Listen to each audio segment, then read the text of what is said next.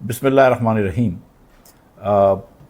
آپ میں سے بہت سارے لوگوں نے مجھ سے یہ کہا ہے کہ میں اپنے تاثرات بجٹ کے بارے میں بیان کروں اور اس کو آپ تک لا سکوں۔ اس بجٹ میں جیسا کہ آپ جانتے ہیں کوئی ریفارم نہیں ہوا، وفاقی بجٹ میں کوئی ریفارم نہیں ہوا، اور جو امیدیں تھیں ہماری کہ کچھ ریفارم ہوگا وہ امیدوں پہ پانی پھر گیا۔ اور کیوں ریفارم کرنا ضروری تھا پہلے تو یہ سمجھتے ہیں۔ اس پاکستان میں ہم جانتے ہیں کہ 40% بچہ اسکول سے باہر ہے، یعنی کہ 2.70 کروڑ بچہ جو کہ اسکول میں جانا چاہیے وہ اسکول کے باہر ہے۔ اس پاکستان میں ہم یہ بھی جانتے ہیں کہ 10 میں سے 8 بچے جو ہیں وہ 10 سال کی عمر میں 2 جملے نہیں پڑھ سکتے۔ تو تعلیم ہماری جو ہے وہ ایک دم غیر اطمینان بخش ہے۔ اب جب تعلیم آپ کی ناقص ہو تو ملک ترقی تو نہیں کر سکے گا۔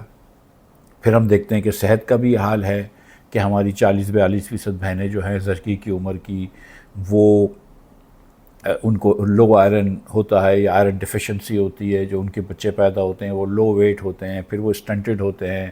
40% بچہ ہمارا اسٹنٹڈ ہے، 17% بچہ ہمارا ویسٹڈ ہے، اور یہ آج سے نہیں ہے، سالوں سے ہے، اور ہم اس میں ڈینٹ نہیں لگا سکے۔ تو ہیلتھ کا نظام بھی ہمارا ناقص ہے۔ تو ہم کو یہ چیزیں ٹھیک کرنے کے لیے اپنی حکومت کو فنکشنل بنانا پڑے گا۔ حکومت ہماری ڈس فنکشنل ہو گئی ہے، یعنی کہ حکومت ہماری ناکارہ ہو گئی ہے، کوئی چیز کر نہیں پا رہی، حکمرانی ہماری ناکارہ ہو گئی ہے۔ یہ پرٹیکولر اس حکومت کی نہیں ہے جو یہ پی ڈی ایم کی شہباز صاحب اور زرداری صاحب کی حکومت ہے، میں اس کی بات نہیں کر رہا ہوں۔ ہماری حکمرانی جو ہے وہ ناقص ہو گئی ہے، چاہے وہ صوبوں میں ہو چاہے وہ وفاق میں ہو۔ تو ہم کوئی بھی کام، کوئی بھی خدمت، کوئی بھی سروس اپنے لوگوں تک نہیں پہنچا سکتے، لیکن بہرحال ہم ٹیکس لے لیتے ہیں، لوگوں سے پیسہ لے لیتے ہیں۔ تو حکمرانی جو ہے وہ بالکل ناقص ہے کوئی کام کرنے میں، لیکن بس وہ پیسے کھینچتی رہتی ہے، کیونکہ وہ ایک اشرافیہ چلتی اس طرح ہے ہمارے ملک کی کہ اس پہ پیسے کھینچے جائیں۔ اب 3 سال پہلے ایک بڑا کرائسس آیا دنیا میں یوکرین کی جنگ کی وجہ سے، تیل بڑا مہنگا ہو گیا۔ جس وقت پاکستان میں پی ڈی ایم کی حکومت بھی آئی تو مہنگائی بھی آپ کی پھر 3 سال سے بڑھتی رہی، اور پچھلے 1.5 سال میں تو بہت زیادہ مہنگائی پہنچ گئی تھی۔ پچھلے سال 24% مہنگائی تھی، کچھ ماہ تو 38% تک مہنگائی گئی ہے۔ ہماری حکومت نے جب مہنگائی آئی تو کہا کہ لوگوں کو سیکریفائز کرنا پڑے گا، لوگوں کو کمر کسنی پڑے گی، لوگوں کو قربانی دینی پڑے گی، اور اس نے لوگوں سے قربانی لی۔ اس نے بجلی کے بلز اس ریٹ پہ کر دیے کہ جو کبھی ہم سوچ بھی نہیں سکتے تھے۔ 45 سے 60 روپے یونٹ ہم گھروں میں بجلی بیچنے لگے، اور کمرشل دکانوں میں تو ہم 70-80 روپے یونٹ بیچنے لگے۔ ٹیکس وغیرہ کے ساتھ وہ تقریباً 100 روپے چلے جاتا تھا۔ مطلب ہم اپنے خطے میں سب سے مہنگی بجلی بیچتے ہیں۔ Indonesia, Malaysia, Thailand, Vietnam, Cambodia, south Africa, Ethiopia اور کینیا، ان سے بھی مہنگی بجلی بھیجتے ہیں۔ ہندوستان، بنگلہ دیش وغیرہ سے تو مہنگی بجلی بھیجتے ہیں۔ تو تمام ہم پلہ ممالک سے ہم مہنگی بجلی بیچتے ہیں۔ ان تمام ممالک سے ہم مہنگی گیس بھی بیچتے ہیں۔ ان تمام ممالک سے ہمارے ٹیکس ریٹس بھی زیادہ ہیں۔ یہ ممالک میں اس لیے نام لے رہا ہوں کہ یہ ہمارے ہم پلہ ممالک سمجھے جاتے ہیں کہ اگر مڈل ایسٹ سے یا یورپ سے یا جاپان سے کہیں انویسٹمنٹ آتی ہے تو وہ پاکستان میں بھی آ سکتی ہے، تو ان ممالک میں بھی آ سکتی ہے، لیکن ہمیں تو کبھی بھی نہیں آتی ہے۔ ہر فورن انویسٹمنٹ تو ادھر چلے جاتی ہے، کیونکہ ہمارے حالات ان ممالک سے بہتر نہیں ہیں۔ تو ہم ان تمام ممالک سے مہنگے ہو گئے پچھلے 3 سالوں میں۔ بجلی مہنگی ہو گئی، گیس مہنگی ہو گئی، ٹیکس زیادہ ہو گیا، اور بہت پاکستانی جو ہیں ان کی آمدن کم ہوئی۔ ہم 3 سالوں سے لگاتار ہر سال غریب ہو رہے ہیں، اور 3 سالوں میں مجموعی طور پر بھی غریب ہوئے۔ اوسطاً ہر پاکستانی آج غریب ہے 3 سالوں کے مقابلے میں۔ جو 3 سال پہلے آپ کی اگر 1 لاکھ روپے تنخواہ تھی تو اس کی جو تنخواہ آج جو ہے وہ شاید 60,000 روپے کے برابر ہے، اور اگر آپ کی وہ تنخواہ بڑھ بھی گئی ہو اور 1,20,000 بھی ہو گئی ہو تو وہ تنخواہ آج جو ہے وہ 75,000 کے برابر ہے۔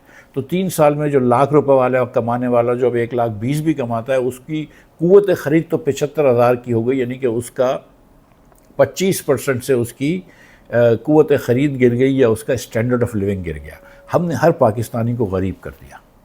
تو اگر ہر پاکستانی غریب ہو رہا ہے پچھلے 3 سال سے، اور 15 سالوں سے ہم نے دیکھا ہے کہ پاکستانی جو ہے وہ اوسطاً اپنے ہم پلہ ممالک کے لوگوں سے غریب ہوتے جا رہا ہے۔ ہندوستان ہم سے آگے نکل گیا، بنگلہ دیش ہم سے آگے نکل گیا، کہ بنگلہ دیش وہ ہے جو ہم سے آدھا غریب ہوتا تھا۔ یعنی کہ آدھا امیر ہوتا تھا ہم سے، وہ آج ہم سے آگے نکل گیا. یہ انڈونیشیا ملیشیا تو بہت آگے نکل گئے، ویتنام آگے نکل گئے، تمام ممالک ہم سے آگے نکل گئے. ہم وہیں کھڑے ہیں اور اب ہم آہستہ آہستہ پچھلے 3 سال سے پیچھے جا رہے ہیں. ان وجوہات کی بنا پر ہم کو اصلاحات کرنی بہت ضروری ہے، یہ سمجھتے ہوئے کہ ہماری حکمرانی ناقص ہو گئی ہے. اب شہباز شریف صاحب کو اللہ تعالیٰ نے ایک موقع دیا تھا، کیونکہ دنیا بھر میں خام تیل کی قیمتیں بہت کم ہو گئی ہیں، دنیا بھر میں اور کموڈٹیز کی چیزیں کی قیمت کم ہو گئی ہے، مثلا کپاس ہے، گندم ہے، وغیرہ وغیرہ. LNG بہت سستا ہو گیا ہے، فرٹیلائزر ریلیٹیولی سستی ہو گئی ہیں. تو یہ وقت تھا کہ جب ہماری معیشت میں ایک تھوڑی سی استحکام آیا ہے. اور استحکام اس لیے نہیں آیا کہ معیشت بہت اچھی چل رہی ہے، اس لیے استحکام آیا کہ اتنی کم چل رہی ہے معیشت کہ نقصان نہیں ہو رہا بہت زیادہ، کرنٹ اکاؤنٹ ڈیفیسٹ وغیرہ نہیں ہو رہا.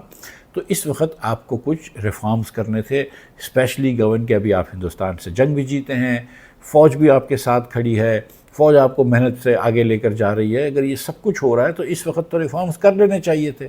سیاست تو ویسے ہی کوئی نہیں ہے، لیکن انہوں نے یہ ریفارم نہیں کیے، انہوں نے کوئی اصلاحات نہیں کی، بلکہ لوگوں کے اوپر بوجھ ہی بڑھائے ہیں. چاہے وہ اگر آپ کے کچھ بینکوں میں پیسے پڑے ہوں اور آپ کو سود مل رہا تھا، اس کے اوپر منافع مل رہا تھا اس کے اوپر، اور 15% ٹیکس تھا تو وہ 20% ٹیکس کر دیا. میوچل فنڈز کے کچھ ٹیکس بڑھا دیے ہیں، اور باقی تو ٹیکس اتنے آسمان سے باتیں کر رہے تھے کہ اور بڑھانے کی گنجائش نہیں تھی. لیکن انہوں نے کہا کہ اب ہم انفورسمنٹ کریں گے. FBR نے کہا کہ ہم لوگوں کو پکڑ سکتے ہیں. وہ FBR جو کہ کروڑوں روپے کے، اربوں روپے کے ناجائز نوٹس دیتا ہے، اب اس FBR میں ایک تجویز یہ ہے، اور اللہ کرے یہ نہ ہو قابل قبول، کہ تجویز یہ ہے کہ ایک اسسٹنٹ کمشنر، ایک لڑکا 26-27 سال کا جو ابھی پاس ہو کے ایگزام آیا ہے، اس کو آپ نے اتھارٹی دے دی کہ کسی آدمی کو، کسی بڑی کمپنی کے بینکوں کے CEO کو پکڑ کے جیل میں ڈال دو، پگڑیاں اچھال لو لوگوں کی. تو یہ اللہ کرے گا تو ایسی چیزیں نہیں ہوں گی. اس کے بعد پھر اب آپ نے دیگر اور ٹیکس لگا دیے، سولر پہ مثال کے طور پر سیل ٹیکس لگا دیا. 3 سال تک تو آپ ڈھول بجا رہے تھے کہ ہم بڑی گرین وہ کر رہے تھے. کچھ عرصے پہلے آپ کو ہوا کہ نہیں یہ لوگوں کو کچھ سولر سے فائدہ ہو رہا ہے تو چلو اس کی ریٹ کم کر دو، وہ رکوایا بڑی مشکل سے، تو اب آپ ان کے اوپر ٹیکس لگا رہے ہیں. چلو ٹھیک ہے، لیکن جو اصل کام کرنے تھے کہ اگر آپ PSDP کم کر دیتے، 1000 ارب روپے لے کر جا رہے ہیں، اگر آپ یہ 500 ارب کر دیتے، اور صوبے کے جو ADPs ہیں، اینول ڈیولپمنٹ پلانس، اگر وہ جو 2800 ارب روپے کے شہباز شریف نے اپروو کرے ہیں، اگر وہ 2800 کی جگہ 1800 کرتے اور یہ 1500 ارب روپے بچا لیتے آپ، تو اس 1500 ارب میں آپ ٹیکس ریلیف دے سکتے تھے 20-30% ہمارے نوکری پیشہ لوگوں کو. تھوڑی سی ٹیکس ریلیف دے دیتے آپ بزنس انڈیویجولز کو، تھوڑی سی ٹیکس ریلیف دے دیتے آپ کمپنیز کو، اور آپ جو ہے پھر کوشش کرتے کہ آپ کچھ نچکاری کریں، کچھ PIA کو نکالیں. ریلویز کے اوپر آپ نے اس سال 90 ارب روپے دینے ہیں. PIA ہر سال 100 ارب کا نقصان کرتی ہے. دیگر آپ کی جو اسٹیٹ اور انٹرپرائزز ہیں وہ 800 ارب کا نقصان کرتی ہیں، جبکہ وہ 2000 ارب کا نفع کر سکتی ہیں اگر وہ نچکاری کے اندر بیچ دی جائیں اور نجی شعبے میں ہوں. اس 2000 ارب میں سے آپ کو 1000 ارب روپیہ ٹیکس مل جائے گا. لیکن آپ نے تو ایک پیسے کی کوئی ریفارم نہیں کی، کیونکہ آپ کو حکومت کا کنٹرول کرنا ہے، آپ کو حکومت کی کمپنیاں چاہیے کیونکہ ان سے گاڑیاں ملتی ہیں، آپ کو دیگر مراد ملتی ہیں آپ کو. بس یہ مراتی یافتہ طبقے کے لیے ایک بجٹ آ گیا ہے، حکومت کے لیے بجٹ آ گیا ہے. MNAs اور MPs کو 800,000 ارب روپیہ ملے گا کہ وہ اپنے حلقوں میں نالیاں بنائیں، 20% سے لے کر 50% تک اس میں خرد برد ہو. اس سال ضرورت نہیں تھی آپ کو نالیاں بنانے کی. اب ہندوستان جو ہے اگر وہ روز طبلِ جنگ بجا رہا ہے اور آپ کے اوپر جھوٹے الزامات کس کے پھر وہ حملے کرنے کے اس میں بیٹھا ہوا ہے، تو آپ کو اپنے دفاع پہ بھی ویسے خرچ کرنے پڑیں گے.